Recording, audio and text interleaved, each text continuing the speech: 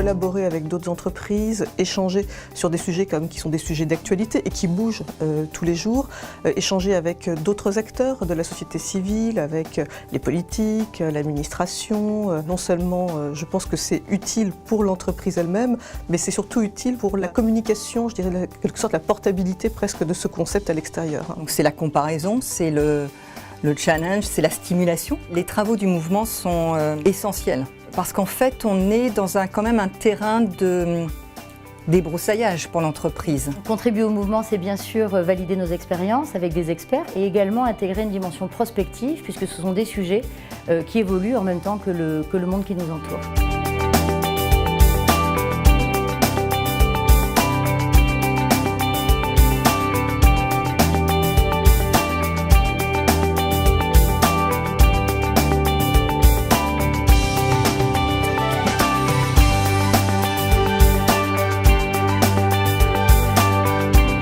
Lorsque nous rejoignons en 2010 le mouvement pour un pacte social, le groupe France Télécom Orange connaît une crise sociale majeure et nos premiers travaux portaient sur la qualité de vie au travail et les conditions de travail.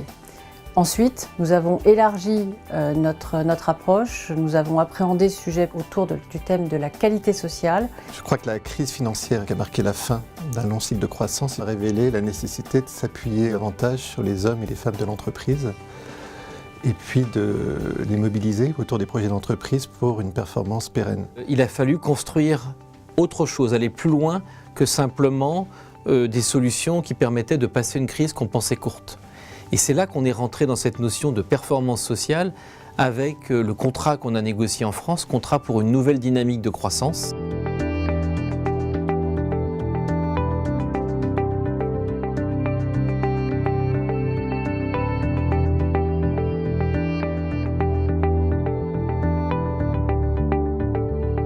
C'est anticiper la transition énergétique et gérer les transformations que celle-ci implique.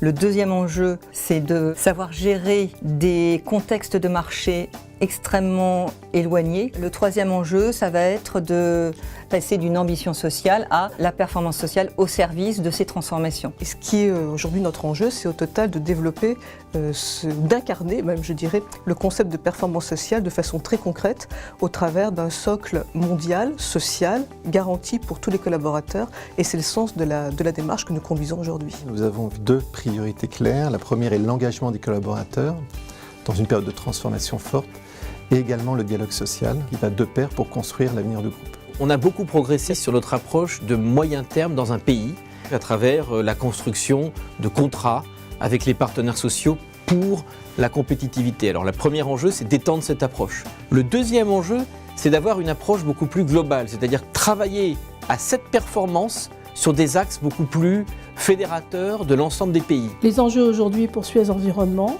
dans le domaine de la performance sociale, c'est de faire en sorte que nos objectifs, nos ambitions soient liés à l'évolution des métiers. Les enjeux du groupe France Télécom Orange aujourd'hui, c'est de pouvoir être certain que cette notion de la qualité sociale irrigue l'ensemble du groupe.